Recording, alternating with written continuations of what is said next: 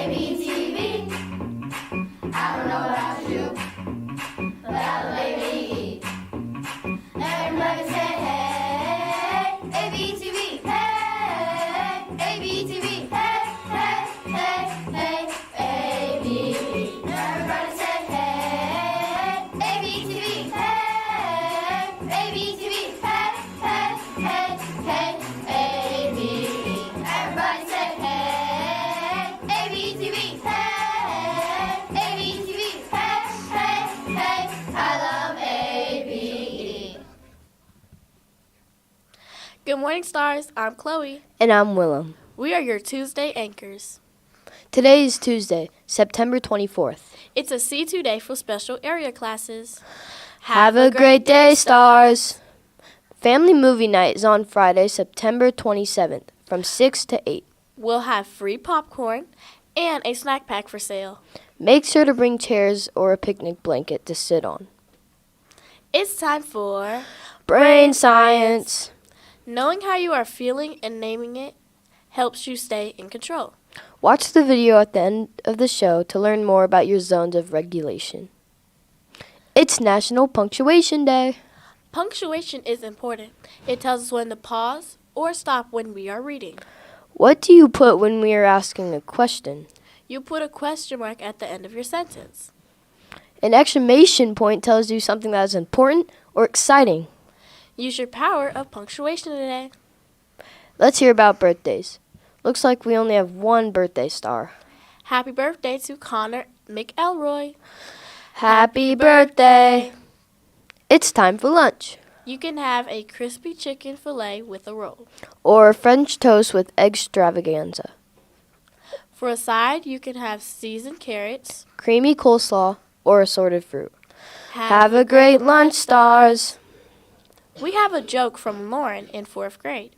Why do ghouls eat only organic food? I don't know. Because it's supernatural. That was funny.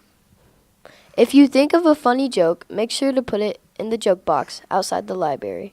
Or type it and send it to abetvjokes@gmail.com. Send us your best joke, stars! Looks like our time's up. Mrs. Wallace's class is here to lead the pledge. Shine on, stars! Hi, my name is Lucy. Hi, my name is Aiden. Hi, my name is Nico. Hi, my name is Daniel. Hi, my name is Carly. Please rise for the Pledge of Allegiance. I pledge allegiance to the flag of the United States of America and to the republic for which it stands, one nation, under God, indivisible, with liberty and justice for all.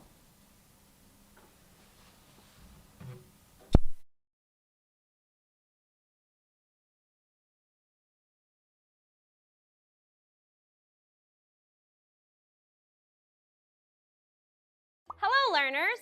Have you ever tried looking at your own nose? It's so hard. Even though it's our nose on our face, it's really hard to see, unless you know how to look. Ah, there it is. Well, that got me thinking about my emotions. Sometimes I'm really worked up, but I don't understand what I'm feeling. Even though it's my emotion inside of me, I have a hard time understanding what I'm feeling. That's because emotions can be really hard to recognize, unless you know how to look for them. Today, we're going to take on the challenge of identifying and labeling the emotions inside of ourselves. Are you curious? Let's fire up our neurons and get ready to learn something new.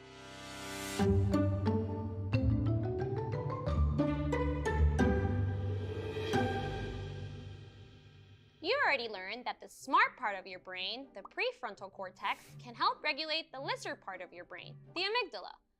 And we know that our most intense emotions come from our amygdala. That means we can regulate our emotions. Does that sound right? I'm curious. I know sometimes I get really mad or really sad or kind of frustrated, And I know I didn't choose to feel that way, so what gives? Well, remember what we learned from our friend Dr. Nagler. Your amygdala doesn't think, it just reacts. And most times, it overreacts. Maybe we have a test to take and we start getting a little worried. Maybe someone says something mean and we get really mad. We don't choose to feel that way. Our amygdala just goes into hyperdrive. But lucky for us, we have our prefrontal cortex to help us recenter ourselves.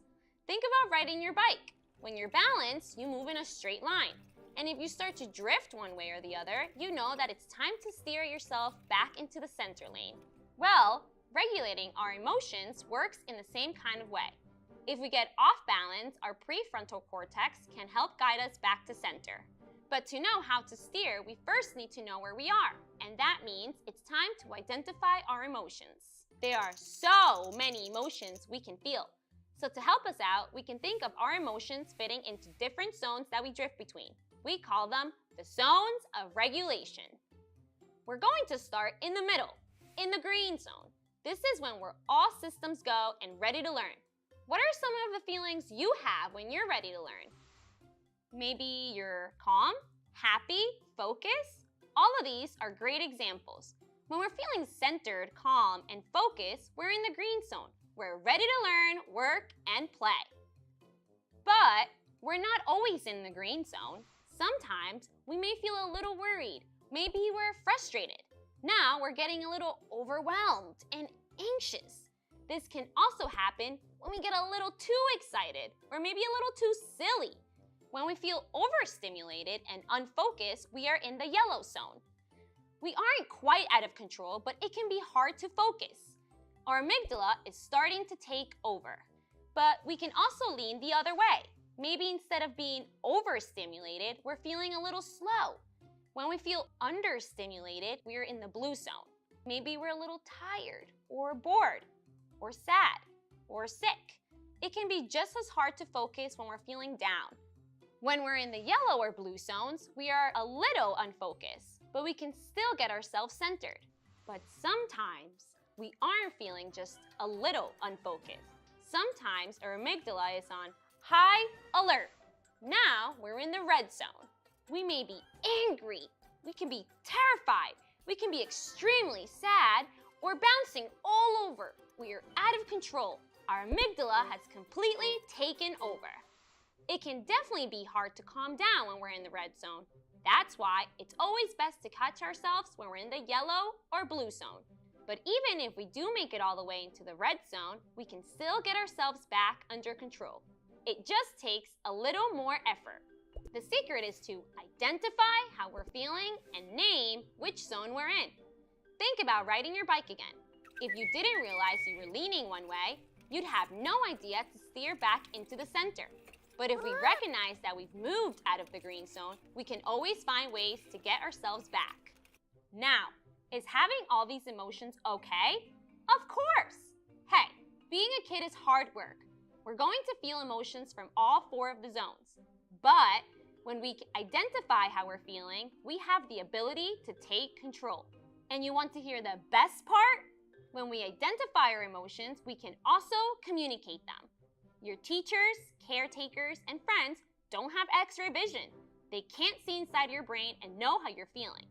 If they don't know how you're feeling, they might not realize you're out of the green zone. Maybe your teacher's calling on you to share in class, but they can't tell that you're feeling a little frustrated and are having a hard time focusing right now.